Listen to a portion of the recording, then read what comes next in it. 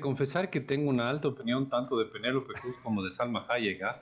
Las dos me parecen mujeres guapas, Sí, inteligentes, señor. las dos, ¿ah? Sí, Las Sí, dos. señor. mucho talento. No son las típicas niñas bonitas y nada más. No, no, no. Se ve que tienen mucho contenido dentro y eso siempre es interesante en una mujer, ese tipo de cosas. En efecto.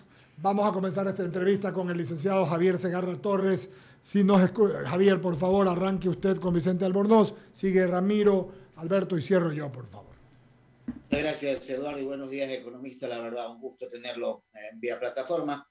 De alguna u otra manera, lo que busca el gobierno es tratar en lo posible de encontrar el mecanismo para obtener los recursos económicos que le permitan, dentro de esto que es complicadísimo, el revertir la situación económica del país. ¿La reforma tributaria tal como está presentada es la adecuada, economista? A ver, eso es una pregunta sumamente difícil, Javier, sumamente difícil. Porque su pregunta implica que hay impuestos buenos. Y la verdad sí hay uno que otro impuesto bueno. O sea, los impuestos al alcohol, a los cigarrillos, a ese tipo de cosas, yo sí les encuentro mucho más méritos que defectos. Pero en la práctica, todos los impuestos son malos en el sentido de que nos quitan un pedazo de nuestra riqueza. Todos los impuestos son malos, porque nos quitan un poco de lo nuestro. Entonces, nunca va a haber una reforma tributaria que suba impuestos y que uno diga, sí, esa es la reforma. No, no. Y creo que hay que ser realistas. O sea, los impuestos no son buenos, son malos, porque casi todos nos quitan riqueza y no necesariamente nos llevan a un mejor comportamiento. Pero son el mal necesario para que funcione el gobierno. Entonces, creo yo que la reforma tributaria que está proponiéndose ahora es medianamente pasable dentro de lo pasables que pueden ser las reformas tributarias que aumentan impuestos, porque las reformas tributarias que aumentan impuestos son detestables. Pero hay que encontrar algún equilibrio en tratar de golpear no golpear a los más débiles, de comprometer algún tipo de reducción del gasto. En la práctica, eso es lo que está haciendo el gobierno, ¿ah?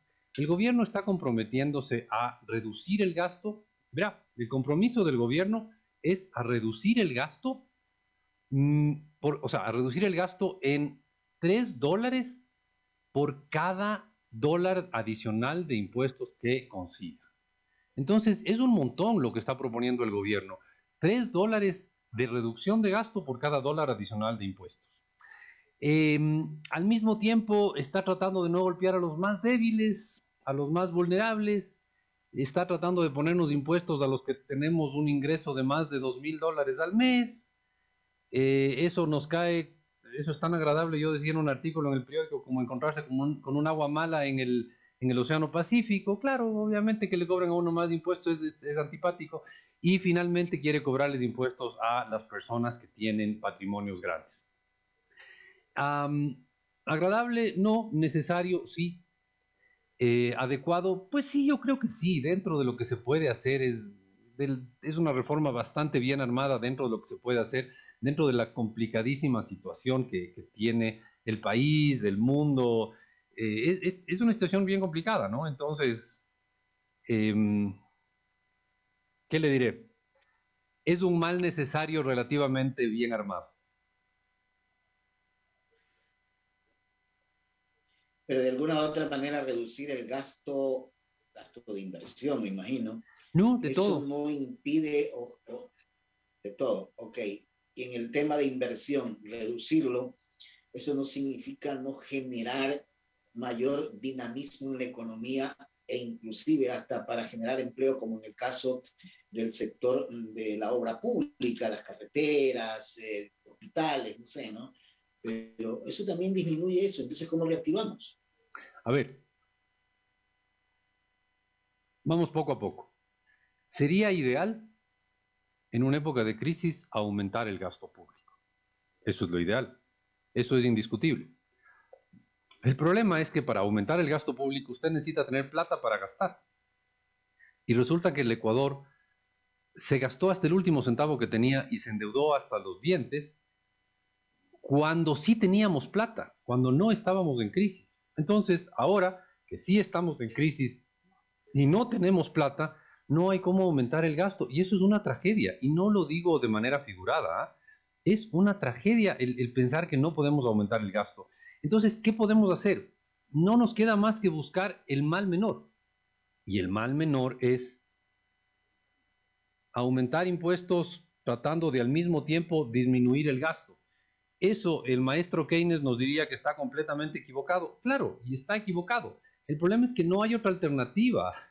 No hay otra alternativa. No se puede hacer nada distinto. ¿Cómo se puede reactivar la economía? Creando otras cosas, usando otras herramientas, creando optimismo en la economía. Javier, le voy a hacer un razonamiento que me parece que tiene mucho peso. Hace unos 6, 8 meses, una de las preguntas que más atormentaban a los ecuatorianos era, ¿va a sobrevivir la dolarización? Entonces, usted entenderá que cuando la gente está atormentada con esa pregunta, nadie invierte en el país. Así de sencillo. Nadie invierte en un país en el cual hay miedo de que colapse el sistema económico en su totalidad. Entonces, nadie le gusta invertir en un país como ese. Ahorita nadie pregunta eso, lo cual es una maravilla. ¿Eh? Significa que ese miedo, esa tormenta, ese tormento que teníamos los ecuatorianos de pensar, ¿y cuánto dura la dolarización? ¿Y cuánto dura la dolarización? Desapareció. Ya no está en la mente de los ecuatorianos. Ya no es una preocupación. Ya podemos pensar en un mundo en el cual hay una estabilidad económica y podemos seguir trabajando y funcionando. Eso es importantísimo. Ahora, ¿cómo se llegó a eso? En base a un gobierno serio, que dice, vean, no hay plata. Como no hay plata, no puedo aumentar el gasto. Es más, tengo que achicarle. Porque no me queda otra alternativa. Vea, Javier, ahora que todos somos expertos en medicina, después de una pandemia tan monstruosa, ya todos somos expertos en medicina, estamos peleando contra dos enfermedades al mismo tiempo. Y estamos tratando de curarnos de la obesidad y del COVID al mismo tiempo, como país, ¿no? Entonces tenemos un Estado obeso y hay que ponerle en dieta, porque le ponen problemas al Estado ser tan obeso. Hay que ponerle en dieta. Y al mismo tiempo tenemos una economía que se congeló por la pandemia y que ahora hay que descongelarle. Entonces estamos atacando dos enfermedades al mismo tiempo. Y eso hace que salir del hueco, ya recuperarnos y volver a estar sanos como antes, nos va a costar más tiempo que a otros países que solo tienen que atacar una enfermedad. Esa es la desgracia que tenemos nosotros. Estamos peleando contra dos enfermedades en paralelo, la obesidad y el COVID. Si solo tuviéramos que pelear contra la obesidad, sería complicado. Si solo tuviéramos que pelear contra el COVID, sería complicado. Pero pelear contra los dos al mismo tiempo es un reto bárbaro. Y creo que se lo está haciendo decentemente bien con herramientas diferentes, ¿no? Con crear optimismo, con crear oportunidades. Un presidente que se va a conversar en España con el que haya que conversar con tal de traer inversión española. Ya, bien, y crear un ambiente positivo hacia la economía ecuatoriana en el mundo. Bien, un presidente que va y se para con una bandera de las Galápagos y dice nosotros vamos a apoyar las Galápagos y se para con el colombiano, el costarricense y el panameño. ¿Y qué es lo que hace? Hace que la gente diga, mira, ese lindo paisito en Sudamérica, el Ecuador, que tiene costa, sierra, oriente y Galápagos, ha sido una belleza y hace cosas sensatas. ¿Qué va a hacer eso? Tarde o temprano va a hacer que la gente nos regrese a ver y algún inversionista acabe llegando a este país. Claro, no puede hacer mucho más el presidente no puede hacer lo que dicen los libros de texto, no puede bajar los impuestos y subir el gasto. Ya, pero usted dice no hay plata. Y yo le pregunto, y esos cerca de $1.000 millones que nos vino del Fondo Monetario Internacional porque somos un país, yo qué sé. Somos alhajas. No podemos esos cerca de $1.000 millones botarlos, tirarlos a la inversión. No, eso lo único que hizo es que nos endeudemos en menos. Este año nos íbamos a endeudar en algo así como $5.000 millones y nos endeudamos solo en 4.000. Así de desastrosa es la situación. Nos llegan $1.000 millones y cualquier país normal debería coger y decir, wow, hacemos fiesta, pues festejemos, botemos la plata para crear empleo, crear movimiento, mover la economía. No, aquí estamos tan complicados que lo único que nos sirvió esa plata es para que nos endeudemos un poco menos de lo que estaba previsto. Entonces, ahora, nos vemos frente a una reforma tributaria que yo creo que está decentemente armada dentro de las inmensas limitaciones que hay, que son enormes. Ok, nos vemos frente a una reforma tributaria. ¿Qué pasa si aprobamos esa reforma tributaria? Si aprobamos la reforma tributaria, va a llegar recursos del Fondo Monetario, va a llegar recursos del Banco Mundial y van a llegar recursos del BID y de la CAF y del FLAR y de un montón de otras instituciones que nos van a caer de perlas, porque vamos a poder cerrar el año con menos atrasos. Cuidado, no dije sin atrasos, con menos atrasos, ¿ya? Y el próximo año vamos a tener un colchoncito para tal vez terminar el próximo año sin atrasos. Imagínense, esa es la ilusión. El próximo año terminarlo sin atrasos. No, entonces ya, pero claro, eso, reducir atrasos reactiva la economía bastante, ¿eh? Mientras que aumentar atrasos le frena durísimo a la economía. Entonces, nos va a llegar plata de esas instituciones, pero solo nos va a llegar si hacemos una reforma tributaria, pues. Entonces, yo veo ahí 3 puntos muy importantes a favor de esta reforma tributaria. La primera es que por cada dólar que recibe el gobierno adicional de ingresos, el gobierno está comprometido a reducir entre 3 y 4 dólares de gasto.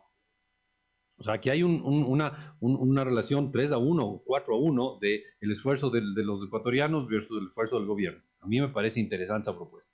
Segundo, aprobando esto nos va a llegar un montón de plata que es vital para llegar vivos al 31 de diciembre. Si no se aprueba esta reforma tributaria, al pobre tesorero general del Estado, que no tengo idea quién sea, le va a dar un ataque al corazón, porque no va a cerrar diciembre. Va a tener un diciembre de pesadilla y no lo va a poder cerrar. Y finalmente, yo creo que hay una cosa a largo plazo. Un país en el cual se paga impuestos y los impuestos duelen a los ciudadanos, es un país que va generando ciudadanos conscientes de que les cuesta mantener el Estado y que por lo tanto tienen que meterse a revisar que el Estado gaste bien. Y eso es una de las esencias del ciudadano. El ciudadano es el que exige a su gobierno transparencia, calidad en el gasto y que gaste bien. Entonces, yo creo que es realmente importante que los ciudadanos nos involucremos más en exigirle al gobierno que se gaste bien. Y eso solo lo vamos a hacer si es que sentimos que lo que gasta el gobierno es nuestra plata y no pues esa plata que llega del petróleo y de las deudas y que nosotros no tenemos y no sale de nuestro bolsillo y que nos da la impresión de que llega y punto y existe y crecen los arbolitos, ¿no? Entonces, yo creo que hay 3 cosas importantes. Compromiso del gobierno de bajarle el gasto, viene un montón de plata del Fondo Monetario, el Banco Mundial, etcétera, y yo creo que es importante que las élites se involucren más en controlarle al Estado y en exigirle que gaste bien.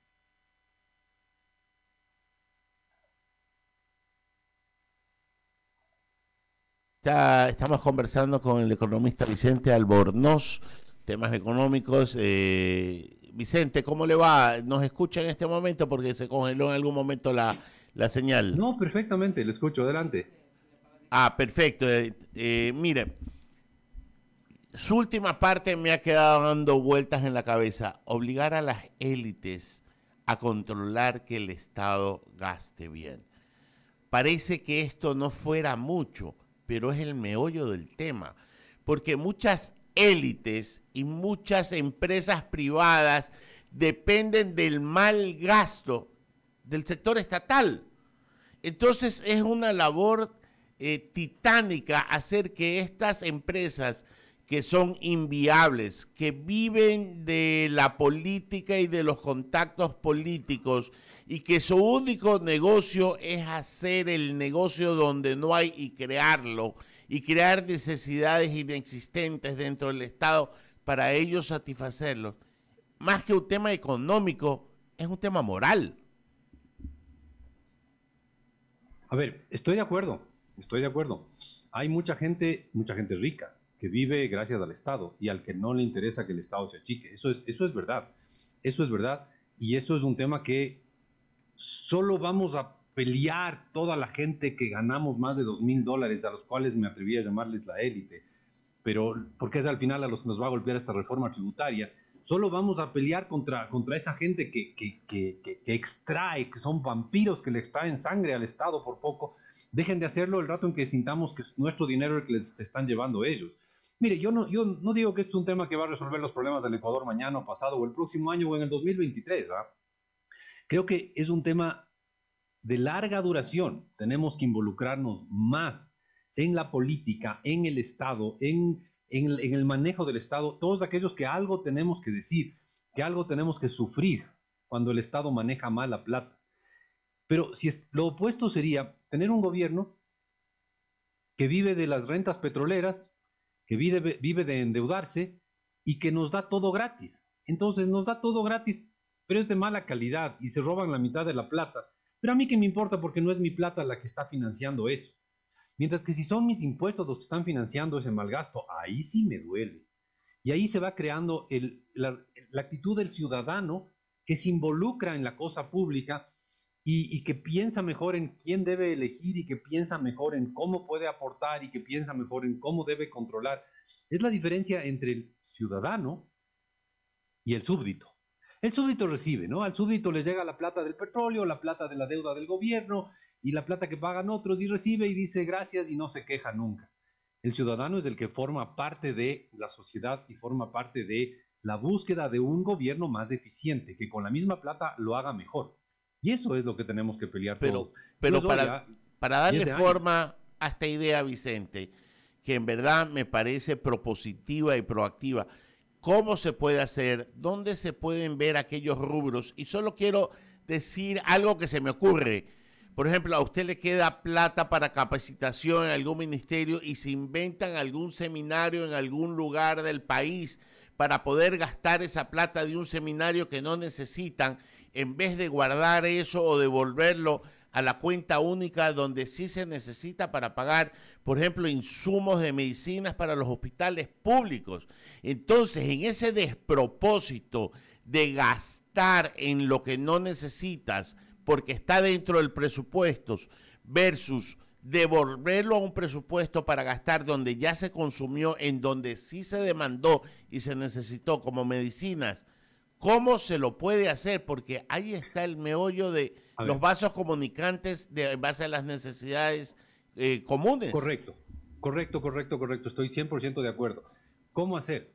Ok, el rato en que usted sepa que hay un seminario que se está gastando plata del Estado, plata inútilmente del Estado, pues vaya a un medio de comunicación, vaya donde alguien, vaya donde un diputado, vaya donde alguien que le vaya a decir, oiga, ayúdeme a sacar esto al público y hacer conocer este despropósito. Están gastando plata en algo inútil, ¿ya? Y eso deberíamos hacer todos los ciudadanos todo el tiempo, porque al final ese curso inútil de capacitación que usted dice, que se hace para no beneficiar a nadie, excepto para beneficiar al capacitador y al que le contrató, y no a los teóricamente capacitados, me cuesta a mí. Y si me cuesta a mí, entonces yo voy a decir, oiga, no gaste mi plata. Pero si es que ese curso se paga con la plata del petróleo y del endeudamiento público, entonces ¿qué me importa? Pues que gasten, ¿ya? Esa es la gran diferencia de ir creando ciudadanía, de ir creando gente responsable, y no es por nada, pero verá, un profesor de microeconomía me decía a mí, el órgano más sensible del ser humano, donde más le duele al ser humano que le golpeen, ¿sabe dónde es? El bolsillo. El bolsillo. Entonces, solo golpeándonos en el bolsillo, porque somos ruditos de aprender, como diría mi abuelo, somos ruditos de aprender, solo golpeándonos en el bolsillo nos volvemos más cuidadosos de la plata pública. Yo tengo un amigo que tiene mucho dinero, pero muchísimo dinero, y tiene una frase media parecida: cuida las monedas porque los billetes se cuidan solos. Le paso a Alberto Quintana. Economista, qué gusto, ¿cómo le va? Oiga, vamos regresando un poquito a lo que estábamos abordando hace un instante. ¿No ha habido algunos acontecimientos importantes que tal vez los ecuatorianos no terminamos de dimensionar por las repercusiones que va a tener? Me refiero primero a la visita del secretario de Estado de los Estados Unidos, Anthony Blinken, primero acá en Quito, y ahora a lo que tiene que ver con este periplo, con este viaje presidencial, que algunos analistas decían que es inadecuado que el presidente viaje, cuando nosotros hemos dicho aquí de que esto se había venido preparando desde el inicio del mandato del presidente Lasso, la participación en Glasgow, allá en Escocia, en esta cumbre climática, y luego también lo de esta agenda que se está manejando en suelo español, ¿no? básicamente, ¿qué ve usted con respecto a esto? ¿No? Porque de la visita primero del jefe de la diplomacia de los Estados Unidos se sacaba a limpio y se ha hablado ya de esta intencionalidad. Más o menos es como un nuevo plan Marshall, ¿no? Que la administración Biden quiere implementar en Latinoamérica, habida cuenta de que ha perdido terreno la administración estadounidense en esta parte del hemisferio y que China ha ganado muchísimo terreno en los aspectos comerciales y en muchos temas que denotan esa gran influencia del grande asiático. En esa medida, ¿cómo ve todo esto usted, economista? A ver, como yo decía hace un rato, ¿no? El gobierno no tiene plata. Entonces, ¿cómo hace el gobierno para mover la economía? Tienen que crear un ambiente de optimismo, y el optimismo no se crea por decir, chicos, todo está bien, todo es bonito, sonrían. No, el optimismo se crea por cosas concretas. Por decreto. Sí, no, por decreto. Vamos a decretar que todos son optimistas hoy día. No, así no funciona la cosa, ¿no? Entonces, ¿qué es lo que ha hecho el gobierno? Se ha puesto a vender al Ecuador en el resto del mundo.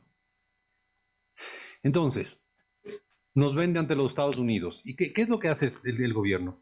Bueno, me enseña que el Ecuador está en una tremenda guerra contra las drogas y que está organizadamente dando la pelea. Los gringos encantados del tema. ¿Y qué hacen los gringos? Probablemente nos den plata. ¿Qué hacen los gringos? Facilitan que el Fondo Monetario nos dé plata. ¡Qué maravilla! ¿Ya? El gobierno del Ecuador no se ha peleado con nadie. Verá que recibimos vacunas regaladas por el gobierno norteamericano, por el gobierno español y por el gobierno chino. O sea, no nos hemos peleado con nadie. O sea, hay que tener una buena relación con el mundo cuando uno es un país tan chiquito.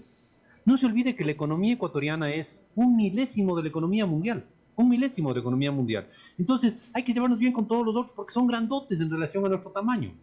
El gobierno del Ecuador se lleva bien con el gobierno de Colombia, con el de Panamá y con el de Costa Rica, y por eso arma un corredor en el Océano Pacífico, que lo único que hace es, bueno, hace un montón de cosas, es brillante la movida. Primero, aporta en el momento en que el mundo está viendo a Glasgow, aporta hacia la defensa de la naturaleza. Y lo único que hizo el mundo es decir, qué lindo país el Ecuador. ¿Y qué hizo el Ecuador? Explotó su biodiversidad, que es algo que nos gusta, de lo cual nos sentimos orgullosos y que queremos seguir protegiendo. ¿Y qué es lo que hicimos? Conseguimos recursos gratis para proteger. ¿Y qué hicimos? Nos hicimos propaganda, ¿ya? Parándole básicamente al presidente Lazo al lado de una iguana, por poco, ¿no? ¿Y qué es lo que se hizo? Se ganó popularidad en el mundo y la gente ahora dice, qué bonito país el Ecuador. ¿Traerá esto algún turista? Posiblemente. ¿Traerá algún inversionista? Posiblemente, ¿ya? Entonces, vendimos bien el Ecuador. ¿Y cuánto costó este viaje? Nada. ¿Se acuerda de la campaña esa, All You Need is Ecuador? Uy. No gastamos un centavo en esto. Se gastó el viaje del presidente y un montón de hoteles, nada más. O sea, cada dólar gastado ahí es una maravilla de inversión. Y después, ¿qué más hacemos? Necesitamos proteger las Galápagos, porque esta también es una prioridad para nosotros. Y como le hicimos una cosa internacional, ahora los gringos pueden ayudarnos a proteger las Galápagos sin problema. Y además, ese corredor bloquea el paso de drogas. Entonces ganamos un montón de puntos en un montón de lados, ¿y con cuánto gasto? Con nada de gasto público, con una abundante derroche de materia gris, eso sí. O sea, ahí hay gente pensante. Ahí hay gente pensante que pensó bien, que pensó bonito. Pero lo único que se gastó ahí es materia gris. Entonces, bloqueamos a los narcos, nos vendemos ante el mundo. ¿Cuántos turistas ganarán las Galápagos con esto? Turistas internacionales que van a traernos un montón de dólares. ¿Ya? Claro, cautivas inversionistas de pronto, ¿ah? Y claro, ¿por qué no van a invertir acá de una vez? Pues ya que es tan bonito el país y tiene costa, Sierra Oriente y región insular, pues belleza de país, ¿ya? Entonces, ¿qué más hace el presidente de la República? Se junta, el presidente de la República se ha juntado varias veces con el presidente de México. Con Andrés Manuel. Sí, persona que no es de mi simpatía y que yo podría apostar que tampoco es de la simpatía de Guillermo Lazo. Pero no importa, porque esto no es una pelea de simpatías ni de egos. Exacto. México es un mercado grande para productos ecuatorianos y hay que llevarnos bien así esté el señor López Obrador o el señor Vicente Fox o cualquier presidente en México, hay que llevarnos bien con México porque es una economía importante y es la entrada al mayor mercado del mundo, que es Estados Unidos. Vicente, y no se olvide de algo, ¿no? Ya que usted menciona estas relaciones y el pragmatismo con el que se maneja el presidente Guillermo Lasso. ¿Quién fue el primer país que llegó a Lima para el cambio de mando ahora que asumió Pedro Castillo? Pues, fue el presidente Guillermo Lasso. ¿Con quién fue el primer mandatario que se reunió? Fue con Guillermo Lasso. ¿Ah? Me refiero al presidente Castillo, por supuesto. pero claro, pues ¿cómo no nos vamos a llevar bien con el Perú? Pero es que tenemos que llevarnos bien con el Perú, si está al lado y es un país importante y es un país similar y es un país al cual tampoco hay que ser muy genio para exportar. O sea, exportar a Finlandia exige un montón de conocimientos de logística y de un montón de otras cosas más. Exportar al Perú es relativamente fácil, es un mercado al cual hay que cuidar mucho. Sería una barbaridad pelearnos con el señor Castillo, que no es de mi simpatía. Y que podría apostar que tampoco es de la simpatía del presidente Lasso. Pero insisto, esto no es un tema de egos y de simpatía, sino es un tema de encontrar gente a la cual le podamos vender, gente con la cual podamos comerciar, negociar y que nos abran las puertas del Asia, ¿eh? Porque también queremos entrar a la Alianza del Pacífico y ahí están Perú, Colombia y México. Y México, y hay que así llevarnos es. bien con Colombia, Perú y México, si queremos llegar a todo el Océano Pacífico. Entonces, ahí uno ve políticas sensatas que lo único que hacen es facilitarle al Ecuador entrar al resto del mundo. Correcto. Y yo veo eso con... Y además, y políticas sensatas que ¿cuánto cuestan? ¿Cuánto costará un viaje presidencial?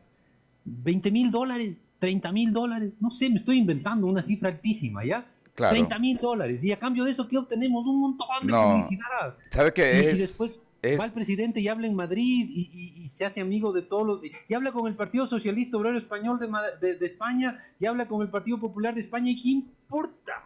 ¿Qué importa? Lo único que importa es que esta gente vea al Ecuador como un destino de inversiones en el mediano plazo. Así es.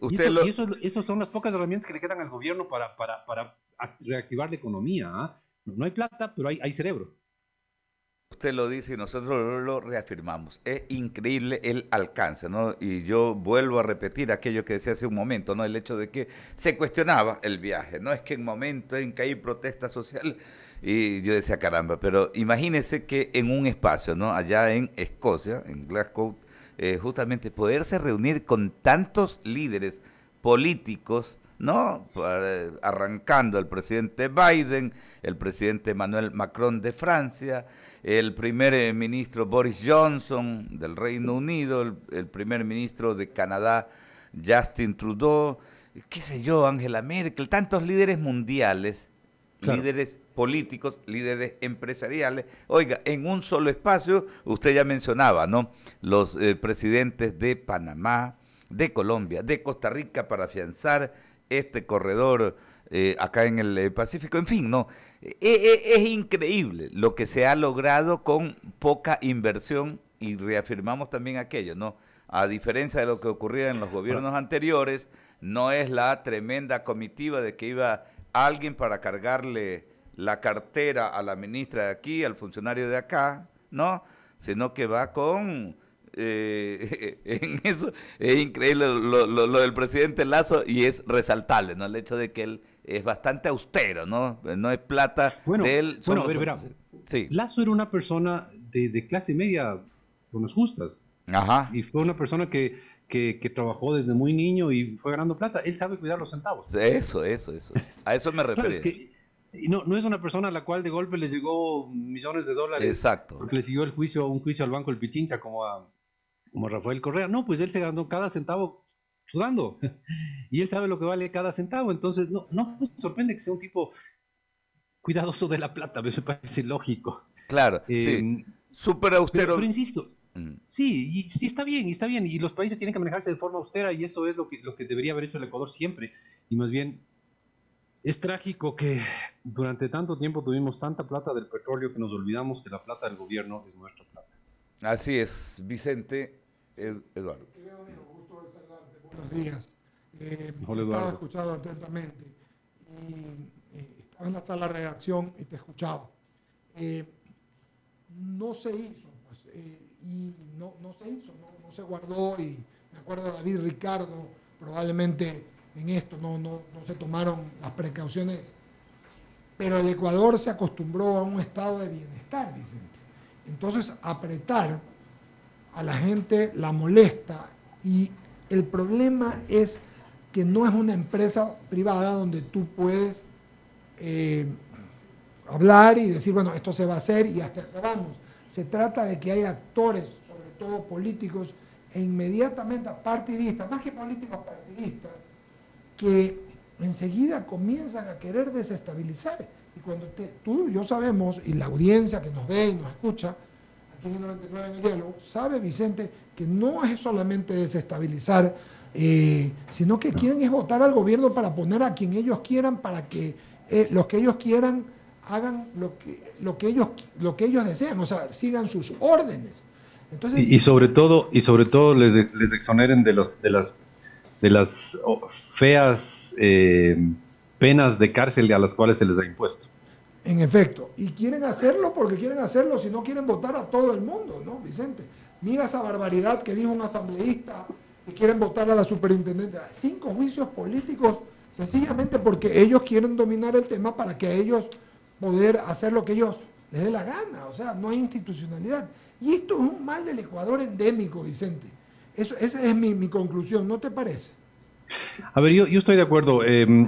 Y aquí debo confesar que a mí sí me dejó un poco sorprendido, y en mal sentido sorprendido, el rato en que el presidente de la República anunció que se iba de viaje. Yo dije, pero este hombre se olvida que estamos en un paro. Claro, ¿cómo se va a ir? Claro.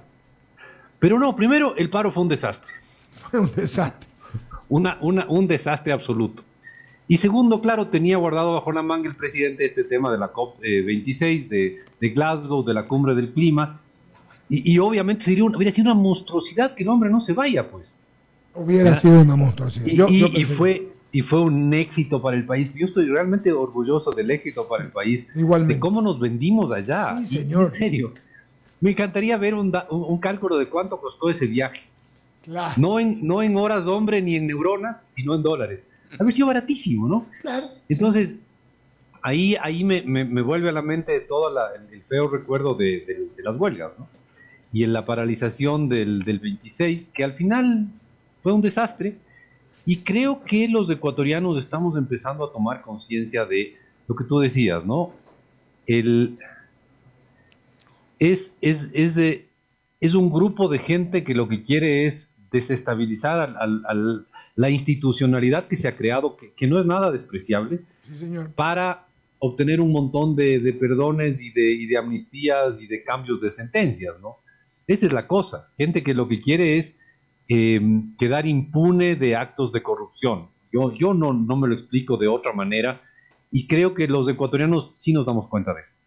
O sea, sí somos medio mudos, pero no tanto como para no darnos cuenta de eso. Esa es la pura verdad. Oye, Vicente, y un tema más.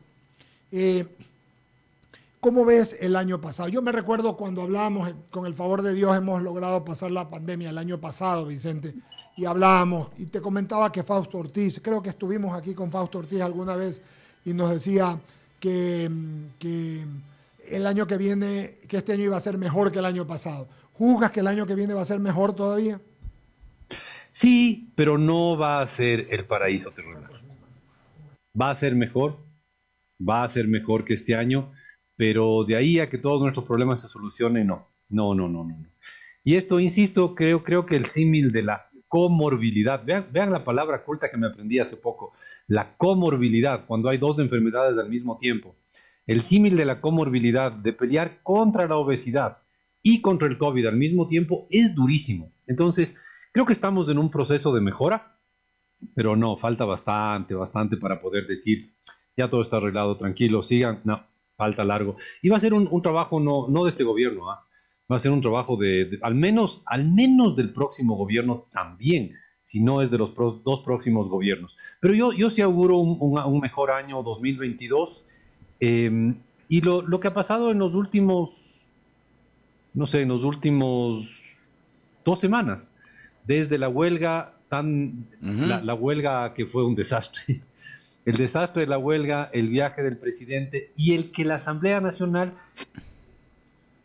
Como es normalmente con protestas, con mal genios, con palabras altisonantes, pero está tratando la reforma tributaria. Está tratando la reforma tributaria. Ya no dijeron al tacho de basura porque no nos presentaron bien. Ahora dijeron, ok, vamos a analizar. Y le van a encontrar un montón de defectos porque tiene un montón de defectos, porque no es perfecta, pero algo van a acabar aprobando. Y eso a mí me da mucho optimismo. Y si es que se aprueba una reforma tributaria decente, no digamos la perfecta porque eso no existe. Claro. Si se aprueba algo decente, podemos pensar que va a haber bastante más razones para estar optimistas el 2022. Hay razones para pensar que vamos a cerrar con bastante optimismo este 2021. Yo creo también, comparto, yo estoy en esa línea de que vienen días mejores. O sea, no es la solución de toda la problemática porque arrastramos, el país arrastra tantos problemas, ¿no? Pero yo creo que estamos dando pasos en firme. Vicente, gracias por atendernos, gracias por el tiempo y por supuesto un fuerte abrazo desde acá, desde Guayaquil. Que tenga un excelente fin de semana. Lo mismo. Solo un chiste, ¿ah? Sí, a ver. Vi un Twitter divertidísimo que decía que se está acabando una semana que hubiera sido el sueño de Freddy Ehlers. Empieza un día y se acaba el día siguiente. Así que se acabó la semana del sueño de Freddy Ehlers. Y eso no es chiste mío, sino de un tuitero brillante que se llama el Cuentero de Muisne, que no tengo idea. El Cuentero de Muisne, claro. Sí. Claro. Así que bueno, se acabó la semana ideal de Freddy Ehlers, que ha dicho. Chao. Acá tenemos compañeros también que desde ayer que arrancábamos la semana ya estaban preguntando que qué íbamos a hacer el fin de semana. Imagínense ustedes. Pero claro. Fuerte abrazo. Muchísimas gracias a Vicente Albornoz, la visión desde...